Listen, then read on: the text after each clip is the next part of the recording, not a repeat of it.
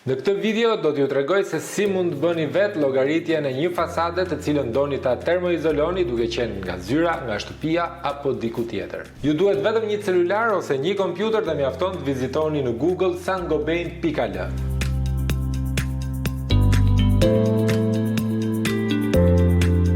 Klikojmë butonin fillo llogaritjen dhe menjëherë na shfaqen 7 sisteme të parapërgatitura dhe dua të sqaroj këtu se çdo sistem ka kompozimin e tij, por nga ana tjetër mund edhe të personalizohet sipas nevojave tuaja apo të fasadës. Zgjedhim fasadën Weber Term, e cila është një nga fasadat më tradicionale dhe më të përdorura, dhe më pas na shfaqet lista me produktet që duhet të përdorim në këtë fasadë, duke filluar që nga ngjitësi, izolimi, upat e fasadës, rrjeta e arnimit, rrafshuesi, astari dhe materiali përfundimtar grafiato. Vendosim parametrat e fasadës. Unë kam përzgjedhur 50 metra katror. Tu poshtë kemi edhe trashësinë e paneleve termoizoluese, duke filluar që nga 50, 80, 100, 120 dhe 120 mm.